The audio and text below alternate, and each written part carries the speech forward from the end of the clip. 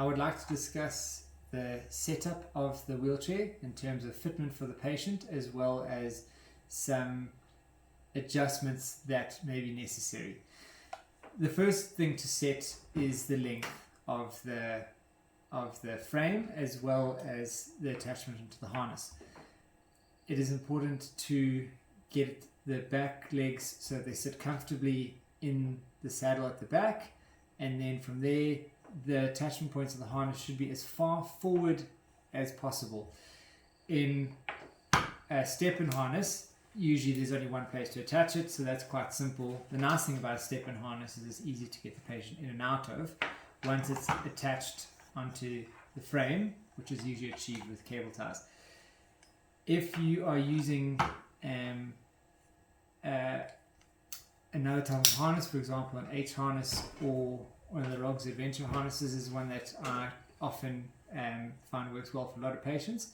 I do prefer those for fit and comfort when using, but what's really important is to move the attachment point as far forward as possible. It is better to have the weight of the frame pushing down on the neck of the patient. It must not be pushing down behind the shoulders of the patient. The moment the weight is pushed down behind the shoulders of the patient, it immediately creates an arch in the back, and the patients are uncomfortable or get tired very quickly. It doesn't matter if the weight is taken on the base of the neck. They actually handle that really well, and they don't fatigue. So the further forward you can place this on the patient, the better, and the further forward on the harness you can attach it, the better. I find that H harnesses, step-in harnesses work fine, as so do H harnesses. I don't have a preference. What's more important to me is how well the harness fits the patient. If you have a good fitting harness, you can adjust the wheelchair to fit it, no problem. And like I said before, I usually just attach it with cable ties. I know some people use bits of Velcro. You can go and do it whichever way you want, but I find cable ties work just fine. Once you've fitted the harness onto the wheelchair, it's usually easy just to slip the patient in and out of the harness. So that's the length setting. And once the patient's moving around, you might find you want to adjust it slightly, and that's fine, because quite often when they're pulling, they start to either pull too far in the saddle forward or backwards, and then you get an idea if you need to make minor adjustments.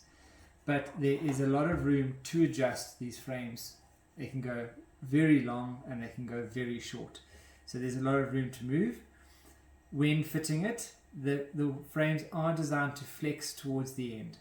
So these arms are more flexible than the U at the back. They do flex, and even if the whole U flexes, it's just fine. It is designed to flex like that. It's not a problem.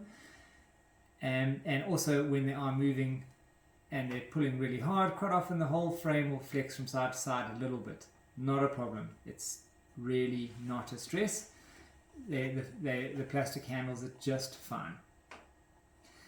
So once you've set the length, the next thing to think about is setting the height. I would start off by trying to set the height so that the frame is horizontal. You want this part to be horizontal to the ground, parallel to the ground and horizontal, and this part to be parallel to the ground and horizontal. You achieve that by setting the height of the saddle, which is quite easy to adjust just with these two straps on either side.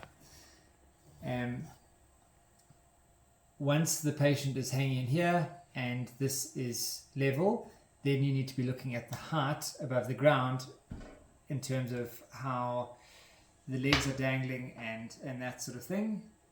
Height there is adjusted by moving where this bolt sits, this nut sits on the inside here, and adjusting that is very, very easy. Simply loosen the screw out here.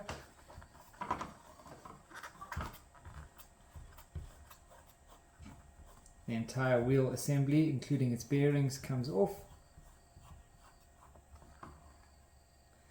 It is now just a matter of taking that nut out and putting in a different hole. If the nut doesn't want to come out, you can just put another nut in another hole. Not a problem. These arms also can be swapped around. So if you want to move this axle point even further backwards by swapping them around, you get one space further to move in a caudal direction. That is extremely beneficial when you've got very rough, active patients who like to go off-road a lot. You don't want them to be flipping if they're going up a steep hill. So by moving the wheel further back, you change the balance point. They are not going to flip over backwards if you move it that far, but it does increase the load on the front legs.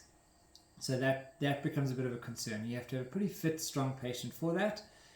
Whenever I'm starting a patient off on wheels for the first time, I always put the wheels as far forward as possible. It makes less weight on the front legs, and as they are fitter, we can always move it backwards.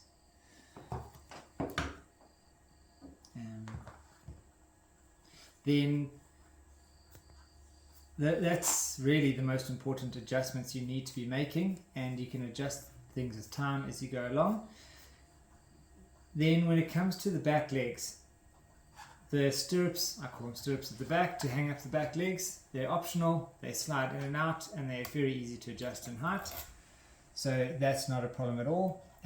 Some patients don't need them, particularly if they partially use their back legs. You usually don't want them stirrups in place because you want to promote movement to those legs.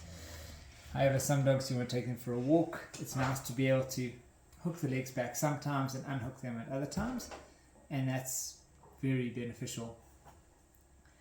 There is the option of an extra stabilizing bar which can be fitted between the two back wheels. You will see in some of our videos that the heavier patients or the real off-road patients, that becomes necessary. For most dogs and cats, it's really not necessary. The frame is plenty strong enough to take the weight, and a little bit of flex every now and again acts a bit of a shock absorber. That bar also becomes a problem with dangling legs or legs that have partial use, and then that bar is not advisable at all. But if the back legs are completely paralyzed and are going to be tied back anyway, and you want some extra rigidity to the frame, that stabilizing bar is an option.